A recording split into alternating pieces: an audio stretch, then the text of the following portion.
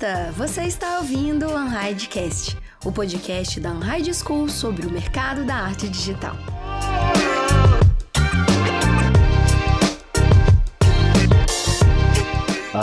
Segredo, eu não acho que tenha exatamente, sou meio suspeito pra falar isso. Quando alguém fala, o segredo de tal coisa aqui do 3D, que ninguém te contou, eu sinto um pouco de receio quando vejo esses...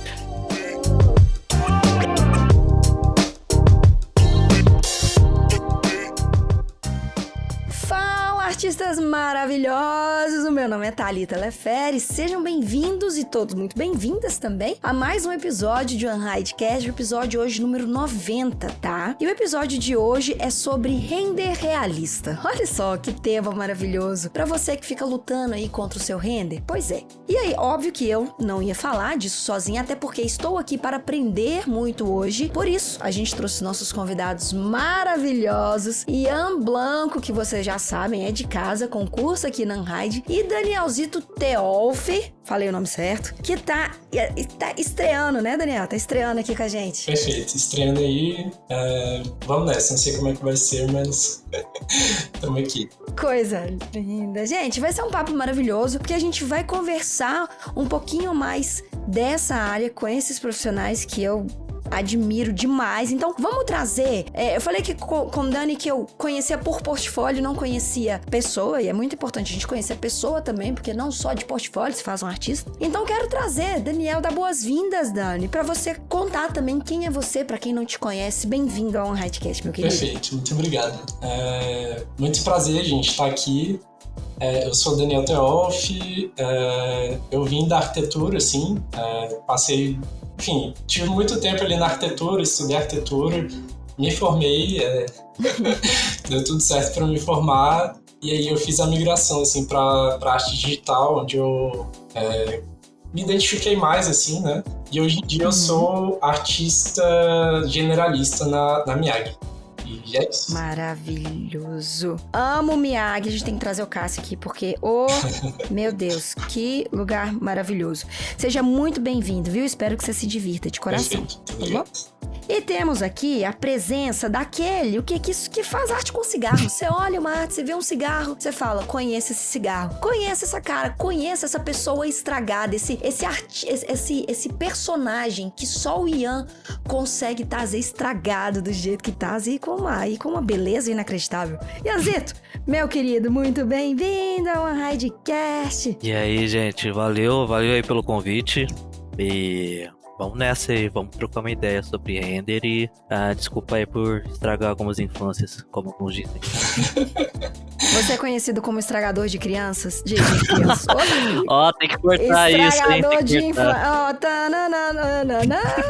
Você é conhecido pelo estragador de infâncias. Realmente eu estrago aí as memórias de alguns uns tiozões aí da internet que incomodaram, mas é parte.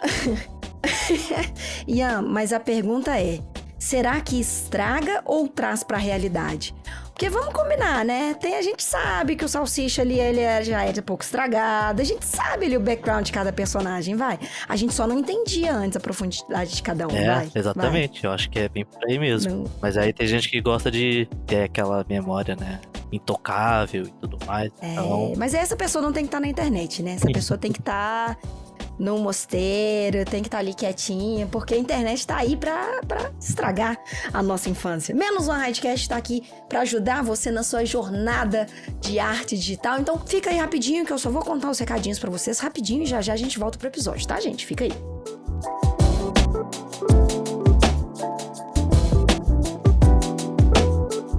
Fala, artistas maravilhosos, vamos aos recadinhos dessa semana e o seguinte, hoje eu quero convidar você que ainda não é aluno da Unhide a ter acesso a mais de 60 cursos disponíveis 24 horas por dia, com mentoria personalizada, certificado de conclusão assinado, tá? Pra você ter aquela comprovação bacana que você concluiu aquele curso em qualquer plano Pro da Unhide.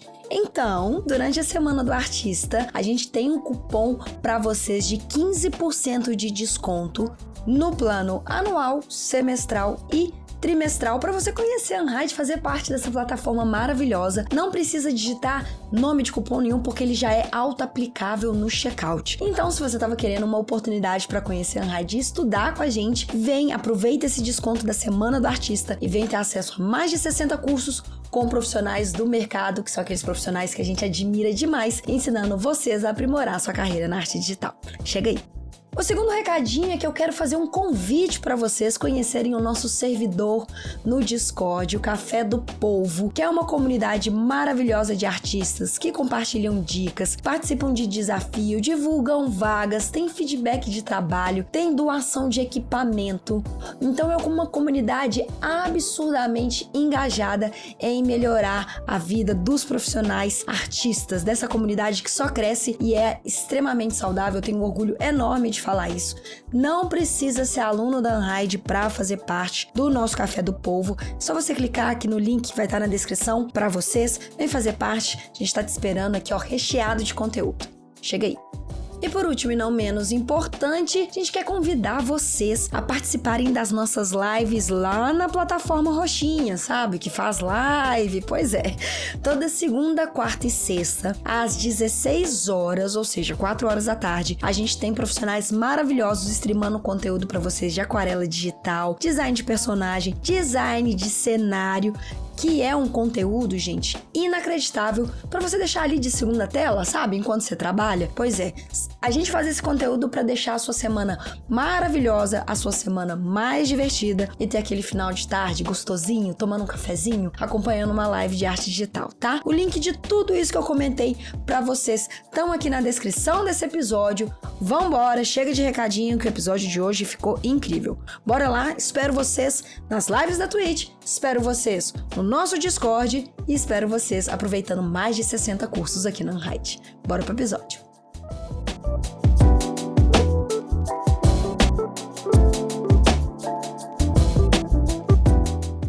Senhores que estão aqui comigo hoje, qual de vocês vai me responder a seguinte pergunta? O que é um render realista?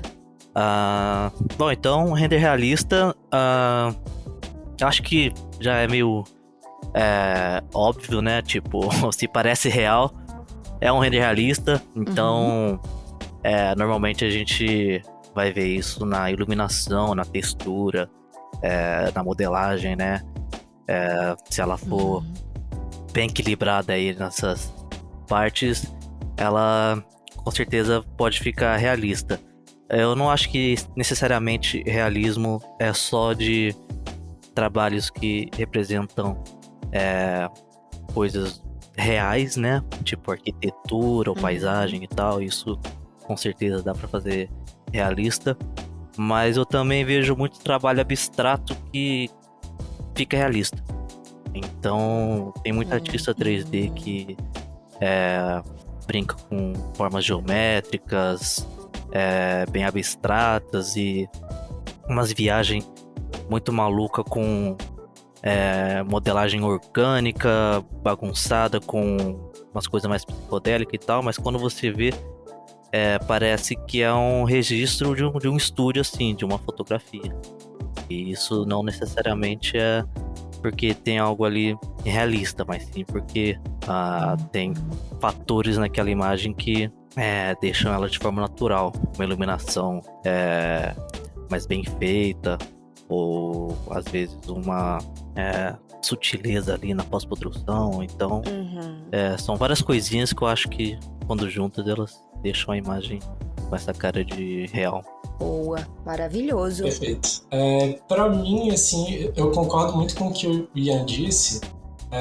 Talvez eu acrescentaria, assim, que talvez um render realista seja uma coisa, assim, uma imagem produzida, não necessariamente só a partir do 3D, mas imagino que aqui a gente está falando sobre essa área em específico, assim, mas são imagens que enganam os olhos de quem está consumindo, né? Seja uma imagem, um estilo ou uma animação, né? Então, tem certos detalhes, assim, que a gente, enquanto artista, pode adicionar em certas imagens e tal, que enganam certas pessoas e que elas enxergam ali, de fato, como uma coisa que pode ser vista ali no dia a dia delas e que poderia estar presente ali enfim, na questão do cotidiano mesmo, né? Então, eu acho que é mais isso, né? Uma coisa que é crível nos detalhes, assim, que pode passar por uma fotografia, assim, facilmente. Eu acho que isso é um render realista. Assim. Uhum. Cara, e é legal, assim, porque eu acho que vocês dois trazem 2 pontos, 2 experiências muito boas,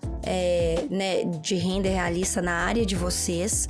Você, Dani, ter comentado que veio da arquitetura, eu acho que também isso pode ter aberto um pouco mais, assim, o seu guarda-chuva, né, de possibilidades, assim, também. Nhanzito que tá aí com um trabalho também que é super plural.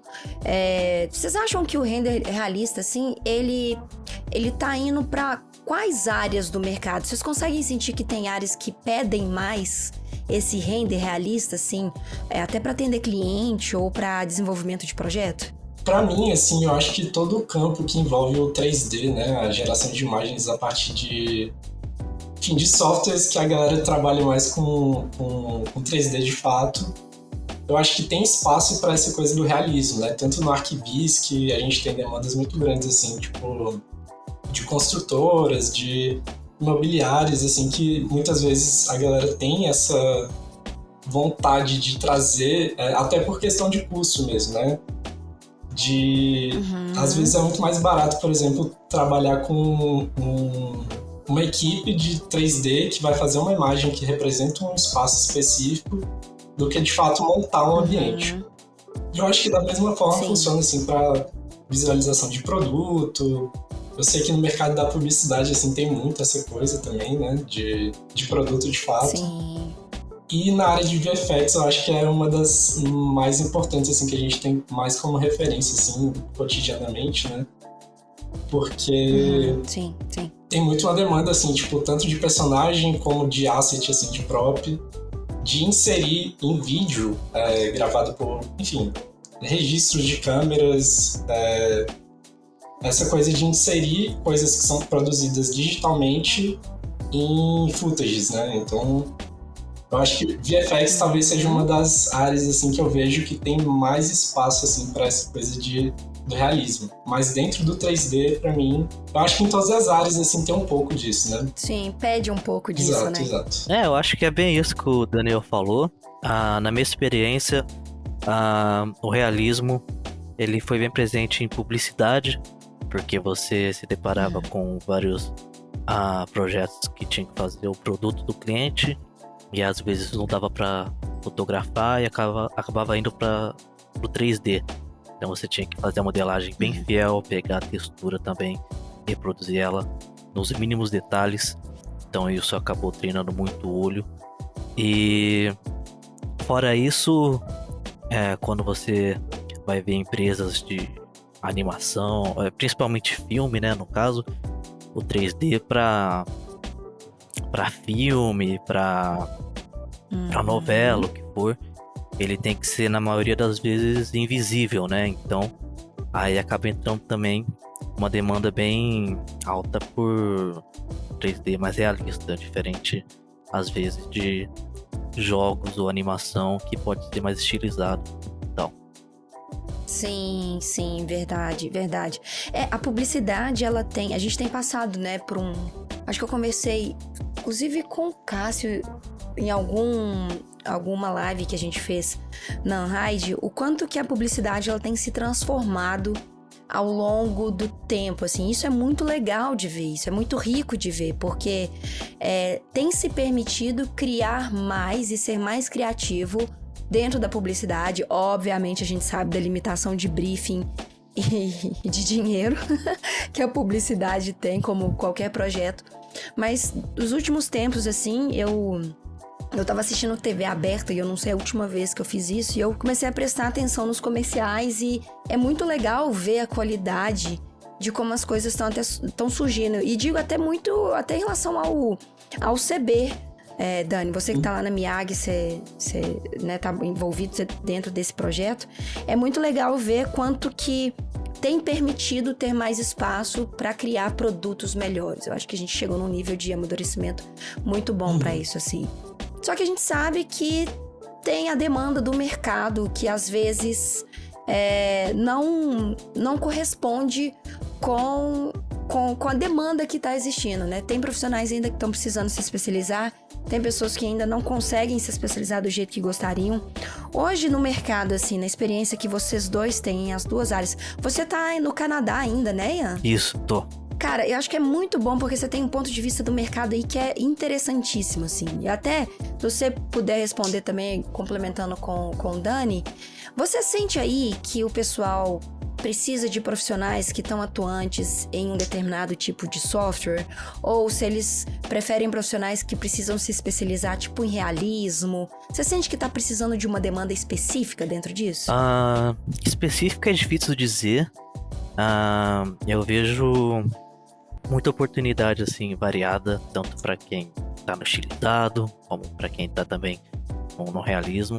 Eu acho que o realismo, talvez, ele acaba se destacando mais porque a gente tem muita empresa aqui de filme, né? E aí o 3D para filme, ele costuma exigir esse background realista mesmo. Mas, bom, de software, eu acredito que, falando da área de texturização, né? Que é onde eu trabalho, as empresas, elas costumam normalmente pedir experiência em softwares específicos de texturização, né? Então você encontra alguns como o Mari ou Substance Painter, que são softwares que são muito utilizados na indústria porque o artista tem mais liberdade para que é uma textura complexa e tal. Se você está fazendo um projeto pessoal, você pode fazer textura em qualquer lugar. Você pode fazer Photoshop ou no ZBrush mesmo, com o Polypaint.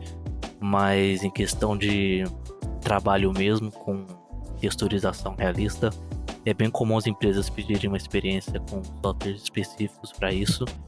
E também em alguns renders mais populares, né, da indústria, tipo V-Ray, ou se bem que, né, depende de empresa para empresa. Tem empresa que tem seu próprio render, mas é isso, não vejo que tem, às vezes, softwares muito específicos. Tem empresa que às vezes vai te pedir um pouco de experiência naquele software que você nunca ouviu falar, mas é sempre bom estar por dentro aí do que tem nas ferramentas para também não ficar tão perdido. Com certeza, com certeza. A gente vai voltar porque eu quero falar sobre esse software de texturização aí, sobre esse mercado específico, mas eu quero muito o ponto de vista do Dani também, principalmente de uma agência de publicidade que tem feito... Uma agência de publicidade não, né? No estúdio que atende tantas agências, eu vejo muito projeto de publicidade, assim, pelo menos pelo Instagram, que eu acompanho mais próximo.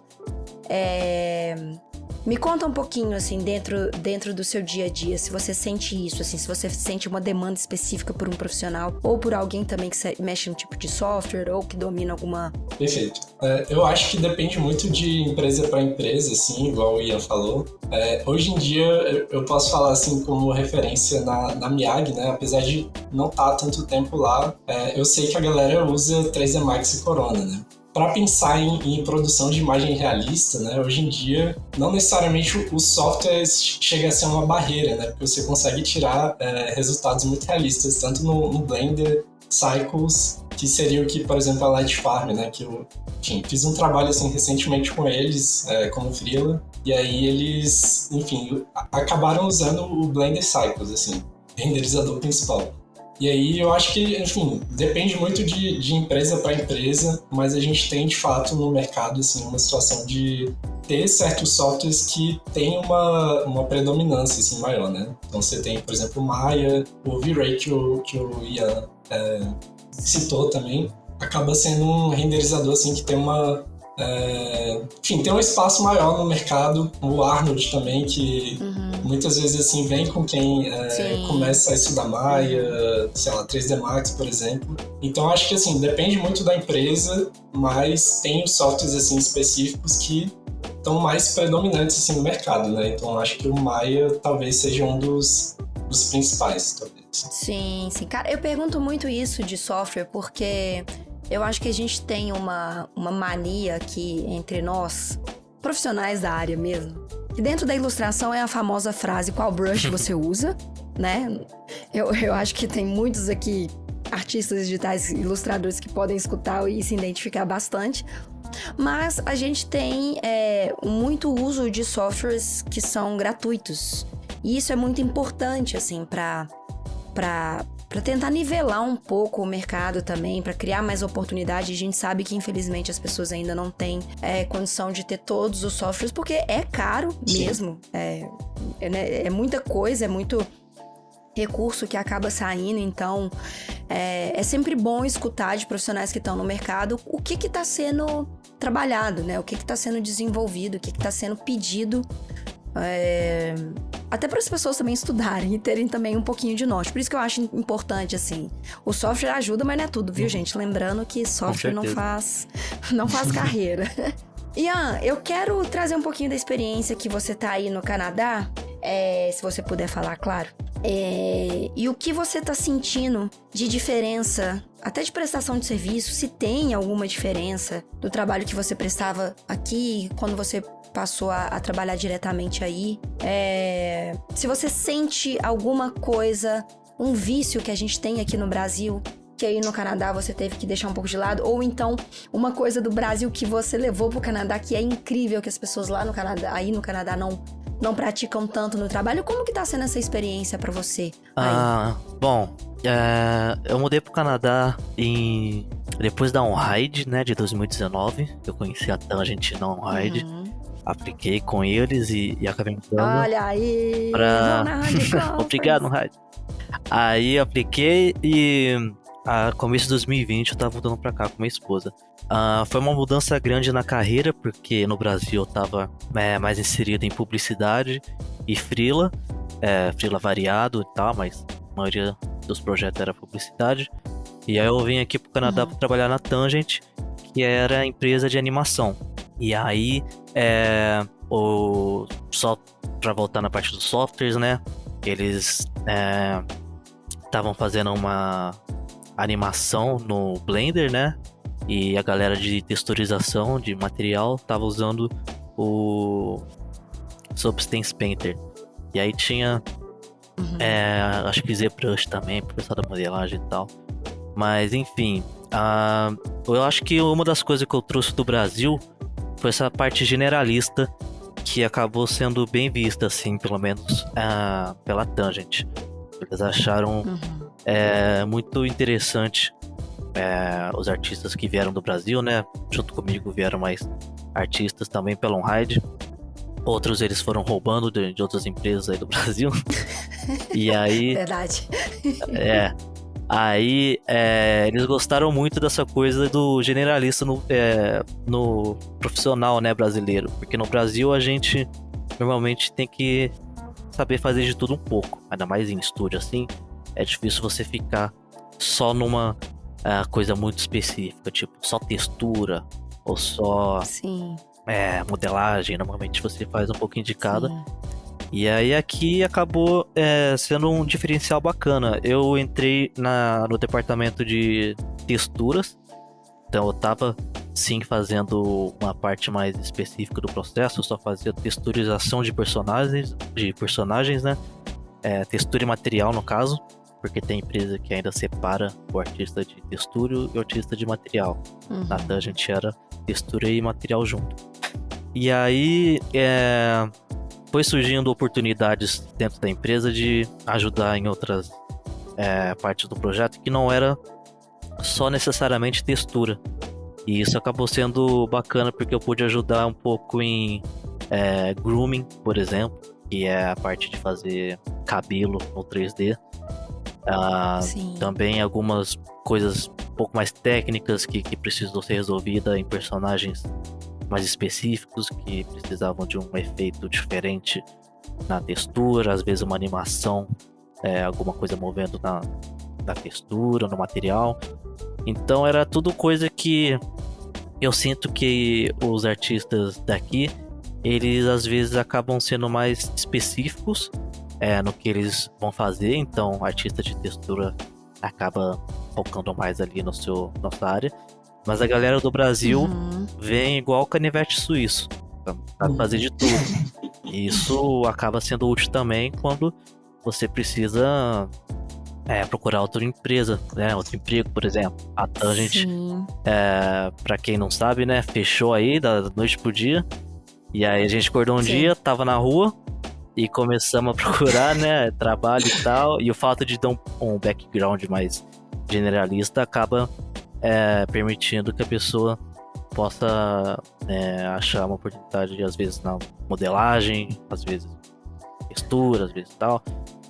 Então, acho que, por mais que aqui o mercado, eu sinto que ele procura profissionais, né, mais específicos, um pouco de background generalista acaba caindo bem também. Legal, cara. Isso é muito recorrente, assim, eu ouço muito, eu tive a oportunidade de conversar com o Fernandinho Royle e com o Abel Vargas, até com a própria Nath também, no meu outro, num dos projetos da vida que eu tenho também. E é muito incrível o quanto que sempre volta a força dos profissionais brasileiros generalistas na hora de trabalharem com outras empresas. E é uma coisa, uma tecla que eu sempre bato, que é porque a gente é bicho raçudo, sabe? O brasileiro é raçudo, fala, não sei, vou aprender, senta, pega e faz, precisa fazer, né? Precisa ter um conhecimento amplo, assim, de diversas áreas, até porque a gente pega vários freelas, Sim. vamos combinar, né? Então é muito legal ver que as empresas valorizam isso dentro da própria... dentro do próprio dia, né? Do dia a dia, dentro do trabalho. Isso é uma coisa que eu acho que é característica nossa, a gente não pode perder de jeito nenhum, né, meninos? Também acho. Eu acho que é isso, assim, eu concordo plenamente com o Ian. As experiências que eu tive aqui no Brasil também, trabalhando com estúdios, ou como, enfim, freela, trabalhando para cliente final também, tinha muito essa coisa, assim, de você ter que resolver todos os pepinos, assim, por si só, né? E daí você tinha que acabar... Você tinha que ter um background, assim, né? Saber lidar com várias áreas, assim, né? Tanto texturização, como iluminação, como modelagem. E aí eu acho que...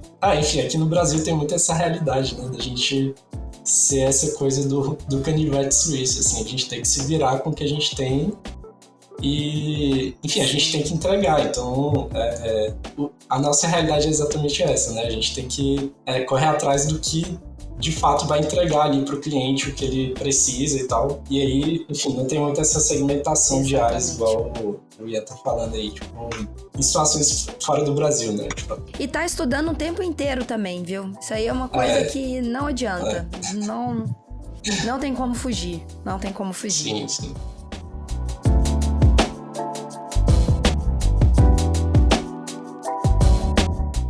Seguinte, eu não posso deixar de falar pra vocês, de mostrar essa oportunidade que tá aparecendo aqui, né? Que não basta só a gente fazer um curso pra deixar seu render mais realista.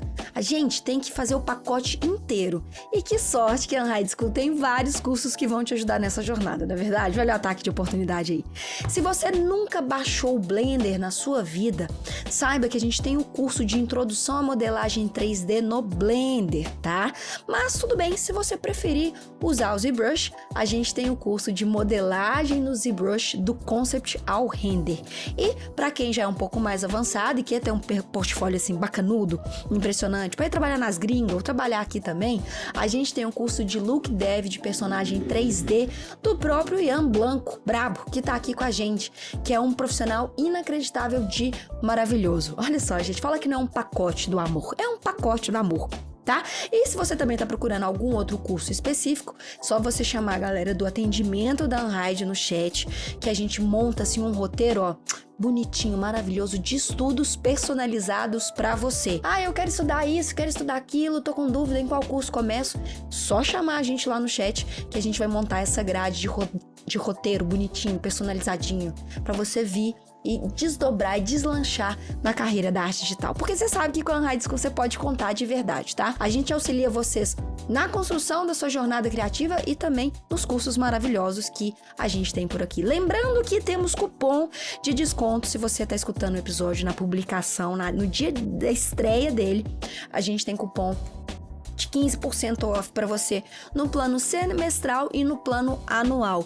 15% off. Plano semestral e anual para você se tornar aluno do Unhide School agora. Vem que eu tô esperando vocês aqui. Bora voltar pro episódio.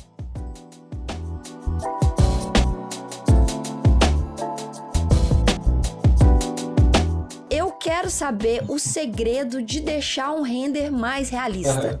E não é aquela coisa, não vou contar. Vai contar pra mim aqui o que a gente precisa prestar atenção na hora de deixar um render mais realista. E aí eu não tô falando ainda nem de hardware ou software, tá? Eu tô falando assim, essas miudezas que vocês dois, com o background que vocês têm, com os trabalhos que vocês fazem dia a dia, que vocês percebem, gente. Perfeito. O segredo, eu quero o segredo, tá? Perfeito. Segredo. Assim, eu já conversei muito sobre isso com alguns artistas, assim, e enfim, acontece muitas variações de respostas, né? Tem gente que acha que é mais questão de shader, dos materiais da cena ali. Tem gente que fala que é mais a modelagem, tem gente que fala mais que é a iluminação. No meu caso, assim, eu vejo que essa tríade, né, de coisas ali, elas têm, assim, uma importância muito grande, né, individualmente ali. Mas se eu fosse elencar, assim, entre os três, talvez eu acho que a iluminação é uma coisa que pesa mais, né, porque é o que tá apresentando para as pessoas ali, seja em vídeo ou still, o que vai ser a imagem, né. Então, eu acho que tem muito disso, assim, da forma como as imagens são apresentadas. Enfim, eu acho que passa muito por questão do que se quer apresentar, né, na imagem. A iluminação ajuda muito, mas eu acho que, assim, é aquela coisa. Se você tem um material muito bom, assim, materiais muito bons na cena, você não tem uma iluminação muito boa, vai ficar pecando ali e você não vai conseguir entregar um resultado tão realista. E aí, da mesma forma, pode ser que a iluminação não entregue o que vai convencer, de fato, as pessoas, ou mesmo a modelagem, né? Às vezes a modelagem também não condiz tanto assim com o que é uma coisa crível, o que as pessoas vão ver e ser enganadas ali de achar que aquilo é real, né? Mas eu acho que é isso, assim, tem essa tríade, mas eu acho que eu elencaria como principal ali a iluminação. Ian, conte os segredos, abra esse coração, Ian. Quero saber absolutamente tudo. Eu concordo muito com o que o Daniel falou.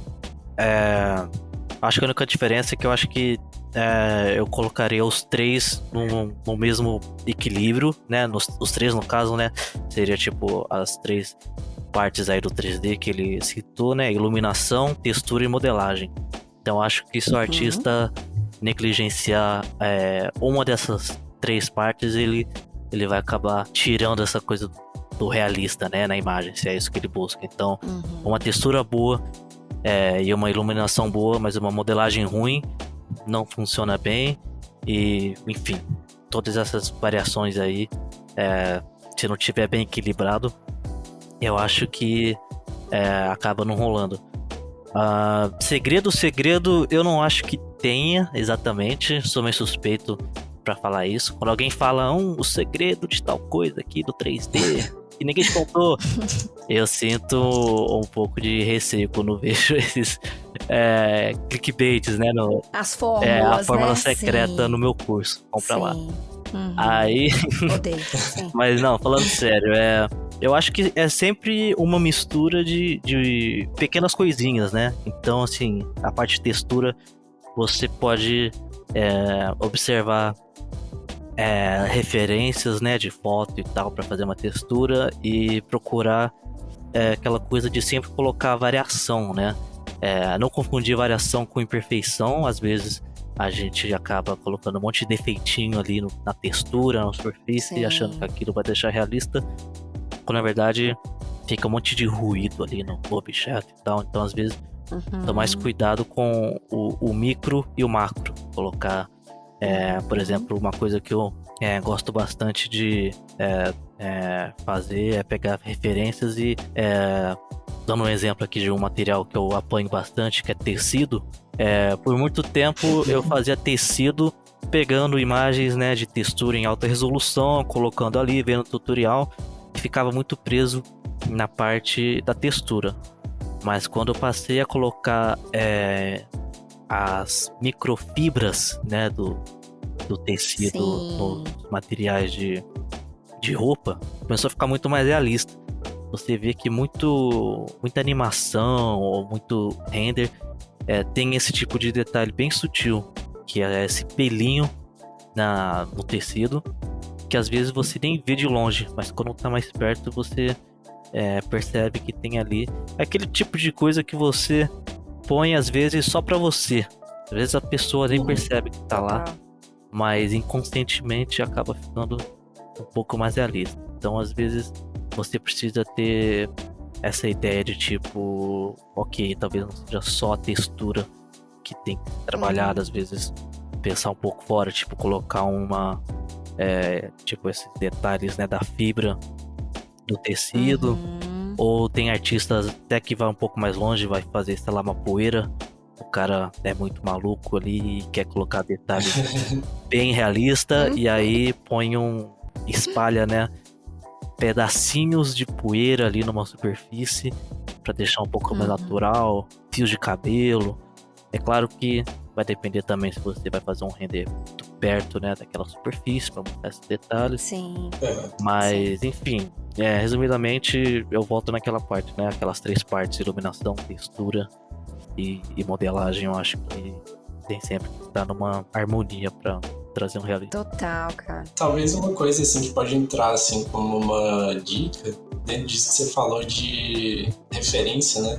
Quando a gente usa como referência imagens de registros fotográficos assim, a gente tem a resposta de frente ali, né? Assim, quando a gente compara, por exemplo, a gente pega uma imagem, sei lá, de uma casa numa ilha. A gente vai tentar recriar aquilo em 3D, a gente tem a resposta ali do lado para ver se a gente chegou no realismo ou não, né? A gente pode comparar ali, e eu acho que a melhor referência sempre é essa coisa da fotografia, as referências do mundo real. Uma coisa que acontecia muito comigo quando eu tava assim, começando a estudar 3D, essa parte de look dev principalmente, era que quando eu saía de casa, assim, eu saía andando e olhando assim, os objetos que tinham, as frutas no mercado, sei lá, o banco da padaria, e eu ficava imaginando ali como é que eu poderia recriar aquilo dentro do 3D, sabe? Com certeza. Então acho que, enfim, acaba que talvez seja uma coisa assim de um vício da galera do 3D, principalmente quem trabalha com look dev, mas é muito enriquecedor, né? Essa experiência de puxar as referências do mundo real e, enfim, tentar decupar aquilo para ver como é que a gente pode recriar aquilo dentro de um ambiente virtual. Exato. Cara, super, assim, eu escuto muito artista falando também, justamente esses detalhes que vocês estão trazendo aqui, que o quanto é importante reparar o ambiente à volta e entender que as coisas que estão à nossa volta, elas são perfeitas sendo imperfeitas. Exato. Então, até a imperfeição de algo faz algo ser perfeito, né? Uhum. É esse equilíbrio que precisa ter, que nem o Ian falou. Vou colocar uns fiapinhos aqui, porque não tem roupa, gente, que não tenha fiapo. Inclusive, se tiver alguma empresa que não tenha fiapo, por favor, entre em contato comigo. Estou pronta para dar o meu dinheiro para essa empresa que não tem fiapo. Porque eu não aguento mais pelo de gato junto. Não sei o que é pelo de gato, não sei o que é fiapo. Então a gente vai eliminar um. Mas é justamente isso, assim, quanto que a gente precisa reparar o ambiente à nossa volta para entender até quando não precisa ser perfeito, né? A gente vê... Na Unhide eu vejo muito isso em algumas peças, principalmente quando a gente tá fazendo um Unhide Contest, nas pessoas brigando muito para trazer um realismo muito forte em um determinado só momento da cena, do recorte que eles estão trazendo dentro de uma história, enfim, do trabalho que eles estão fazendo a submissão. E aí eu sinto muito isso, assim, o que vocês todos pontuaram, que às vezes eles dedicam mais em uma parte do que outra. E eu vejo que não tem problema nisso, porque o contest justamente é para treinar. E é nesse treino que a gente consegue ver as pessoas que têm mais predisposição ou talento para focar mais numa modelagem ou mais numa textura, né? E isso a gente só sabe no dia a dia, não tem jeito. Você fala, eu vou ser melhor em textura, mas você nunca fez textura, né? Então vamos combinar. Deixa eu perguntar mais uma coisa para vocês aqui. Existe alguma diferença em configuração de hardware que faz toda a diferença? Ou de software? Por exemplo, vamos supor que vocês, jovens, tá? Aqui todo mundo já é velho, né? A gente já pode combinar que todo mundo é cringe aqui já. É isso. Não tô querendo ofender ninguém, tá? Estou me chamando de idosa também, já cansada. Mas se vocês fossem lá atrás, pra quem tá começando, vocês poderiam dar, assim, uma... Não querendo pular uma etapa, mas facilitar uma etapa. Ou de hardware que vocês cometeram um erro, que vocês falaram, eu poderia ter comprado isso no lugar disso. Ou software, era melhor eu ter aprendido isso do que isso. Tem algum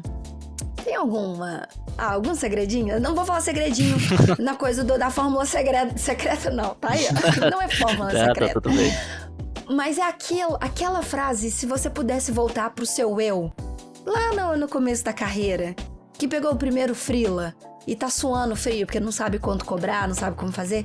Tem alguma coisa que vocês podem falar pro seu eu do passado aí? Quer começar, Ian? Tá. Então, por exemplo, parte de hardware, eu sou bem por fora. Então, minha dica é: tenha amigos que saibam sobre isso pra você perguntar. Maravilhoso. É o que eu faço. Eu tive que comprar um computador aqui, né, quando mudei.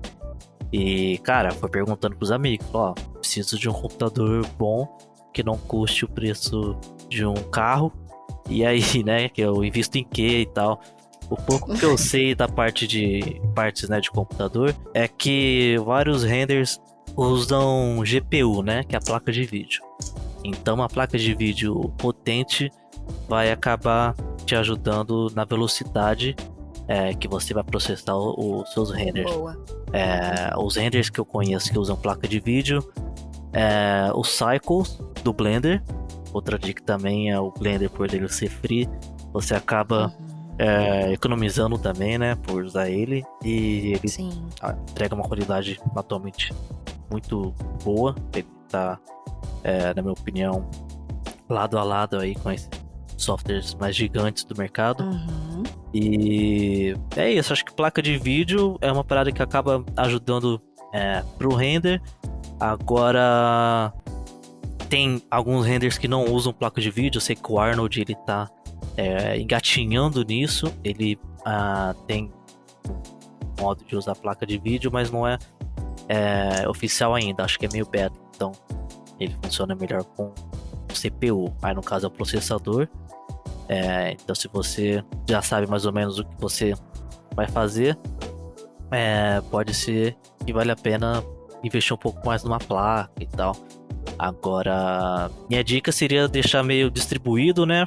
Assim, a performance do computador, porque você às vezes vai precisar do desempenho na viewport para ter muito objeto, ou às vezes você vai ter que abrir o arquivo de um cliente que é muito pesado. E aí são outros requisitos do computador que eu realmente fico meio por fora. Então, tem amigos. Ou pergunte aí, né, nos grupos da internet, nos fóruns. Perfeito. E sempre vai ter alguém pra ajudar. Cara. Sim, verdade. Fica aí o convite para o pessoal que tá escutando, se ainda não faz parte do nosso Café do Polvo, que é o nosso servidor gratuito da Unhide School. Cara, é um lugar maravilhoso, todo mundo é assim, artista, todo mundo tá muito disposto a trocar ideia, então não precisa ser aluno da Unhide pra participar. Se você ainda não faz parte, o link tá aqui na descrição do podcast pra você fazer parte, tá? Só vem. E aí, Dani, o que você me conta do seu segredo pro Dani do passado? Perfeito. Eu concordo muito com o Ian, assim, nessa questão de você saber entender o que você vai trabalhar com, né? Talvez se eu fosse dar um conselho assim, para o eu do passado, assim, tem muito essa coisa de eu comecei no Blender, né? Então, para mim, isso acabou que não foi tanto uma barreira, assim, porque os cycles você pode tanto renderizar em CPU como em GPU. Mas tem outros renderizadores, assim, que dependendo da sua escolha, pode ser que pese mais, né? Então, por exemplo, o Arnold que o Ian falou, o V-Ray também, o Corona, são renderizadores primordialmente assim, CPU. Tem alguns ali que estão experimentando com GPU, mas enfim, são CPU assim, como principal, né? E aí vale muito essa coisa de você saber primeiro com que software você vai trabalhar, né? O que você vai começar estudando com. Porque, por exemplo, se você começa... você vai para uma área de... sei lá, de publicidade ou de arquivis, que você vai começar estudando essa coisa do realismo para arquitetura ou para design de produto. Muito provavelmente, assim, dependendo da área que você for escolher, você vai ter que ir, por exemplo, para um Max e Corona. Então, nada adianta, assim, para você investir numa placa de vídeo sensacional, que você, em termos de renderização específico, você não vai ter tanto, assim, uma resposta boa, né? Porque o elemento principal ali é a CPU e a memória RAM.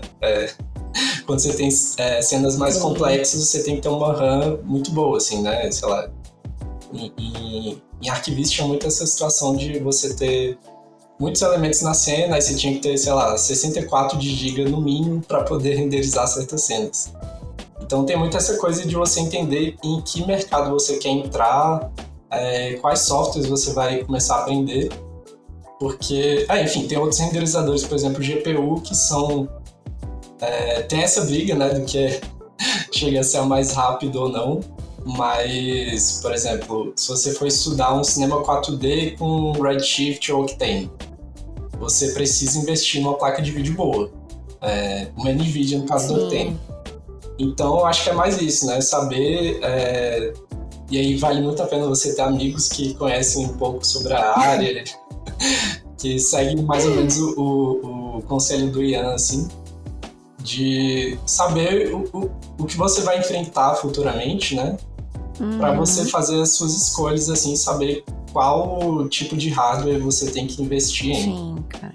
Acho que é mais ou menos isso. Só uma coisa que eu queria acrescentar é que, por exemplo, quando eu comecei no 3D, eu não sabia qual área que eu ia especializar. Então, nesse caso, não faria sentido para mim esperar conhecer a área e depois pegar um PC.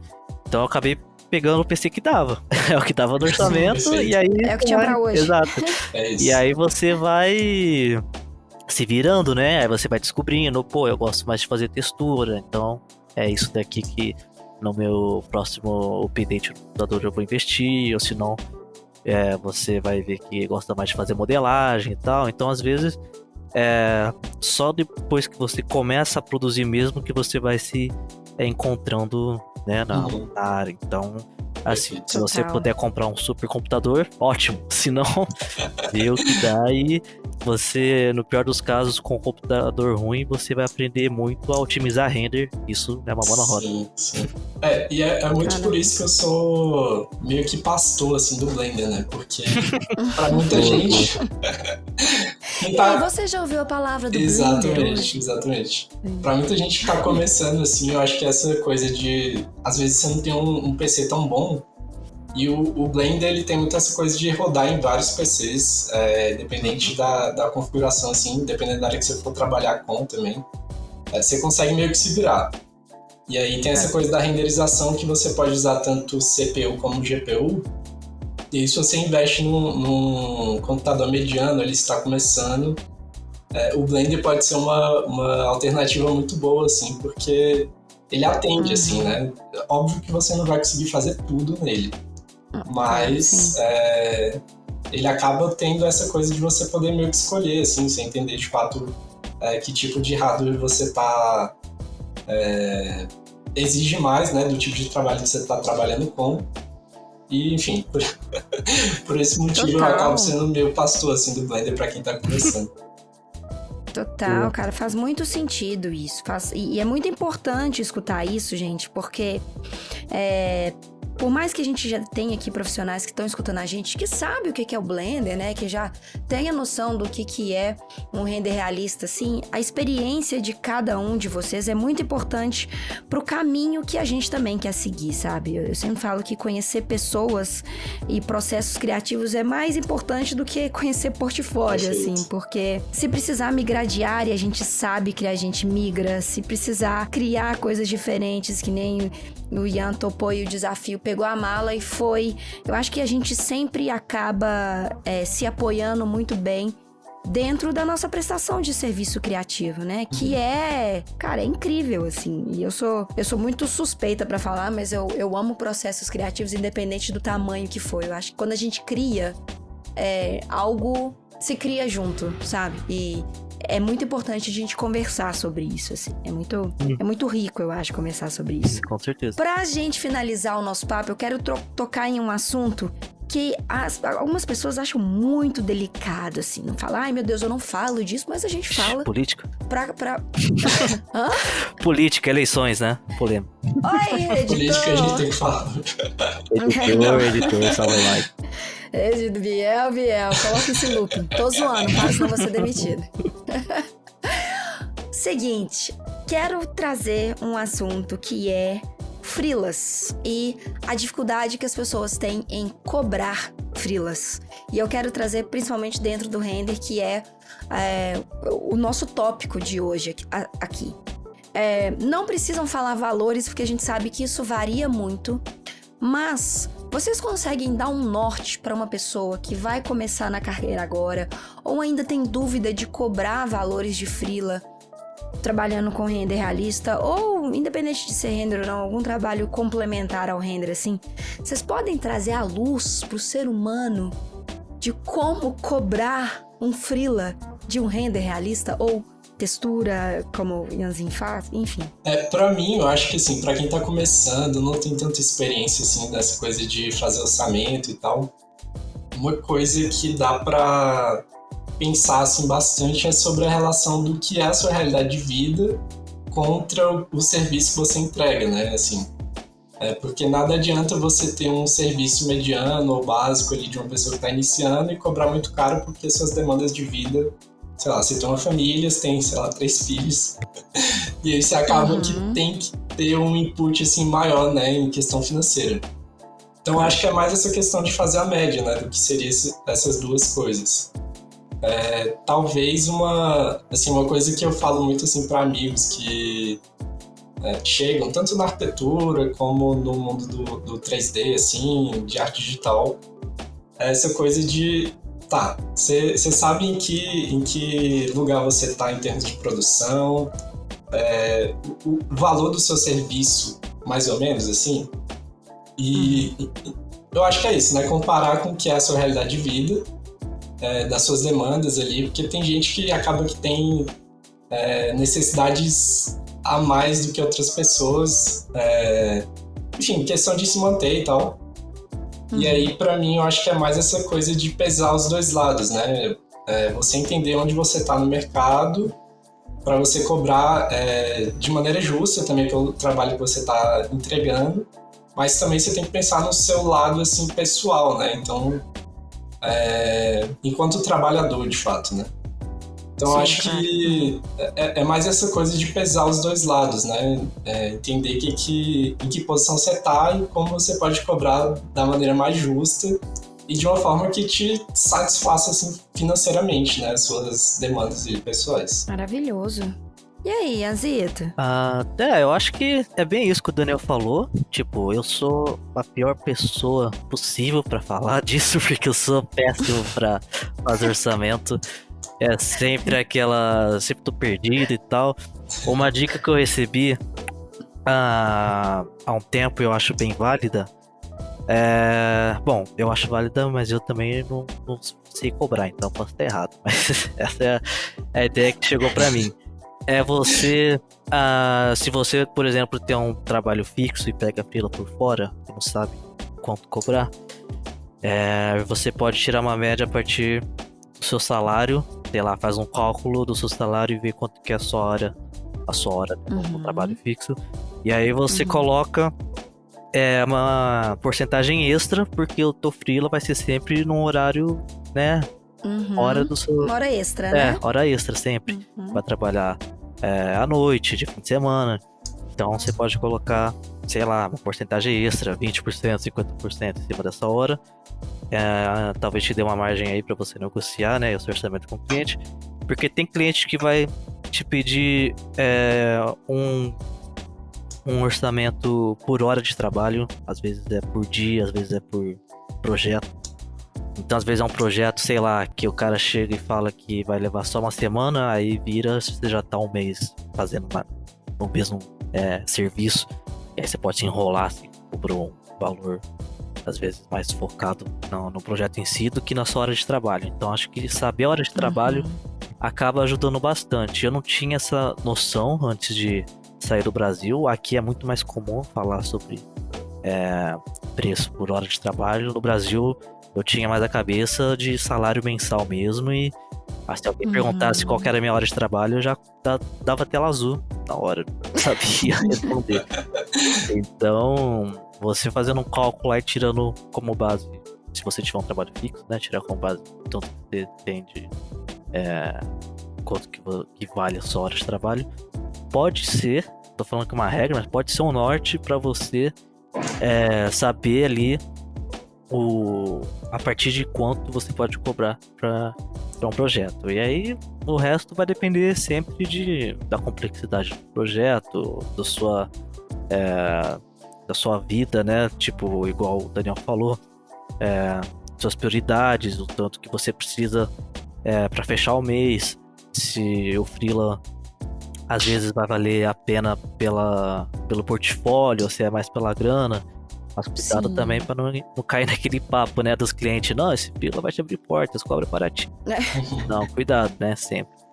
Mas eu acho que é isso. Não vejo, assim, muita regra específica, mas na dúvida tem amigos que você possa perguntar de novo, porque se não fosse por eles, eu estaria perdido hoje. No final é sempre importante ter bons amigos, né? Coitado dos introvertidos, né? Não, a gente percebeu que os introvertidos não vão conseguir arrumar o computador, não vão conseguir consertar, não vão conseguir um frio. Exato. Na dúvida, se tiver internet, já serve. Vai para um grupo aí e mete a cara. Tem muita gente que às vezes tem vergonha, né, de interagir no grupo. E eu acho que uma das coisas que mais me ajudou foi tipo, além de procurar na internet as coisas e tal, ir em grupo mesmo e perguntar qualquer coisa. Por mais que parecesse idiota, sempre vai ter alguém querendo te ajudar. E, enfim, faz parte aí do processo. Total. Eu tô brincando disso dos introvertidos, mas, de novo, fica aí a dica e o convite pra quem quiser fazer parte do nosso servidor no Discord, tá aí aberto, a moto também, o cara que tá na moto aqui também vai pro nosso servidor daqui a pouco. Mas, Ian, você falou uma coisa que é importantíssima. Não trocar trabalho por o papo fantasioso de que isso vai te abrir oportunidades, né? Cuidado. Gente, muito cuidado, principalmente pra quem tá no começo de carreira. Eu sei que empolga, né? Eu sei que tem muita gente... Eu já fiz muito isso quando eu trabalhava no design. Faz aqui que eu vou estar na maior avenida da cidade, né? Aí eu falei, e daí, né? Porque as pessoas vão entrar e vão falar, meu Deus, que marca linda, quem fez? Exato, né? Até parece que isso vai acontecer. Mas tem oportunidades e tem oportunidades. Então é muito importante... conseguir separar e entender a profundidade de cada oportunidade, entender o que é de verdade um bom contato, um bom network e o que é uma pessoa querendo só ganhar em cima do seu trabalho, não te remunerando por isso. Exato. Então, né, obviamente com o tempo isso vai ficando um pouco mais claro, mas tem alguns sinais que você já consegue identificar, que é uma pessoa que não... Se a pessoa não tem um bom network em volta dela e fala que vai te fazer um bom network, você pode ter certeza que não vai, porque ela não tem um bom network. Então, vale a pena. Isso é um bom ponto de partida. Gente, abre o olho, gente. Abre o olho.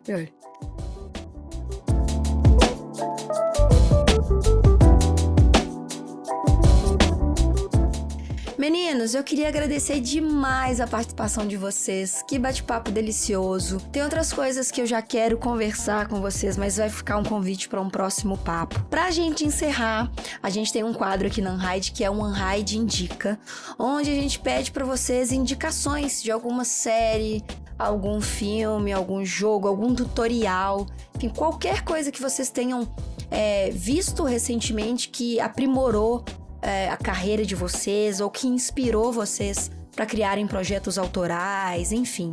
Mas eu já queria agradecer muito, muito a participação de vocês aqui e dizer que foi um prazer esse papo, viu? De verdade. Valeu. O prazer foi nosso. Quem quer começar com o Unhide Indica?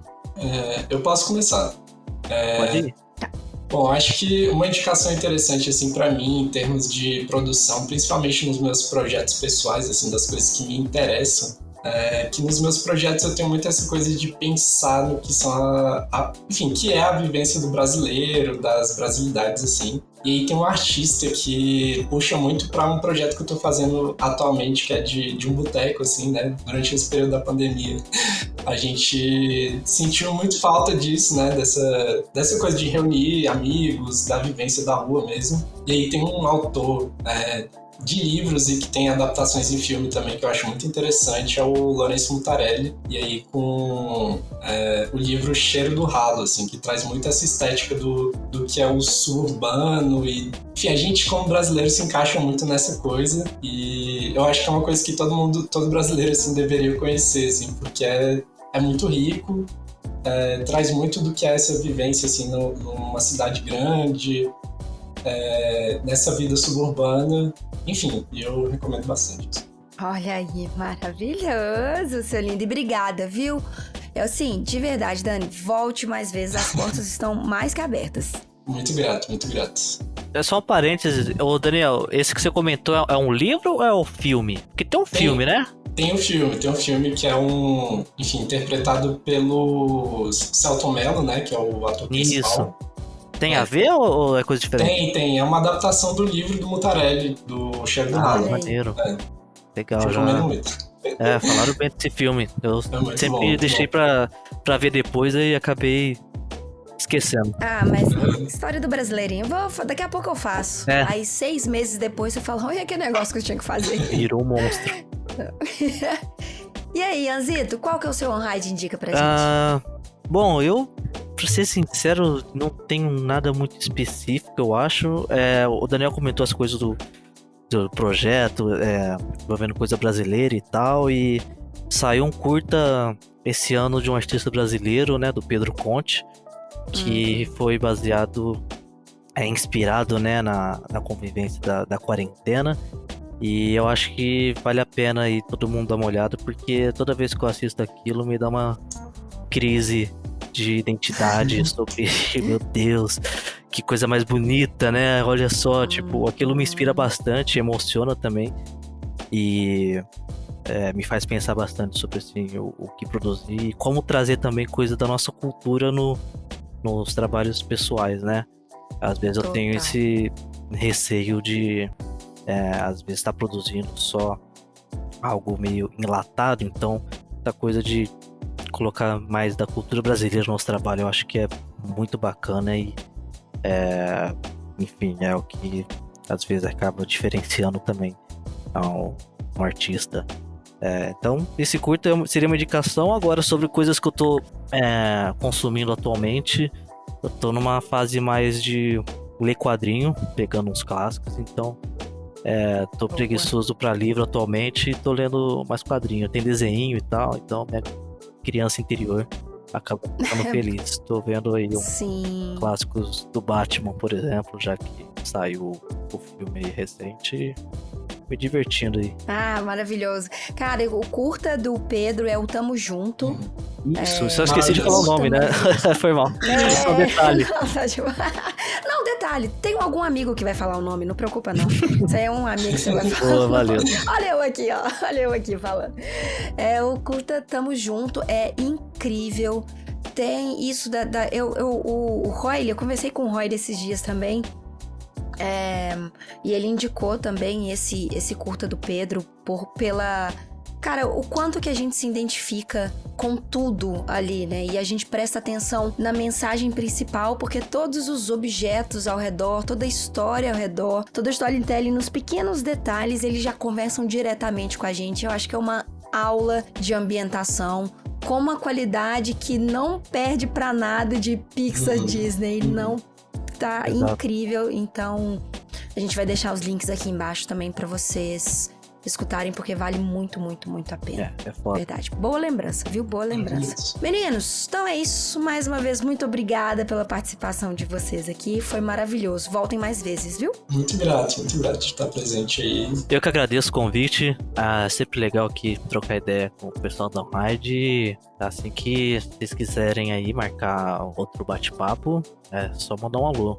Obrigadão aí pelo convite. Conference. Você vem, né? A gente te arranca aí do Canadá pra vir pra Conference. Por favor, nossa, nem me fale, já tô com saudade de evento, de abraçar uma galera e tal, povo brasileiro. Não, a gente vai fazer isso acontecer. Você nem imagina a volta da Conference como vai ser, fica até arrepiado. Fechar a cidade. Nossa, se fechar a cidade. Eu animo, assim, fechar a cidade. Tô pronta pra isso. Pessoas, então esse foi o nosso episódio hoje do Unhidecast. Eu vou aproveitar que o Ian trouxe assim, amigo. Se você tem um amigo, independente qual área for, manda um Unhidecast pra esse seu amigo. Fala que a gente aqui conversa de tudo do mercado da arte digital, tanto do Brasil e do mundo, trazendo profissionais maravilhosos pra gente bater esse papo aqui gostoso, falando sobre a profissão, falando sobre software, falando sobre o mercado, sempre do nosso jeitinho Unhide aqui, combinado? Vejo vocês em um próximo episódio. A gente também tá no YouTube, se você tá escutando no Spotify ou em outra plataforma de podcast, a gente também tá no YouTube, não só com o Unhidecast, mas com outros conteúdos maravilhosos lá pra vocês, combinado? Um beijo no fundo desse coração, senta direito nessa cadeira aí e eu te vejo no próximo episódio. Tchau, tchau. Pode que a cadeira me pegou. Tava todo torto aqui. Sempre pega. Tô sentado que nem um camarão.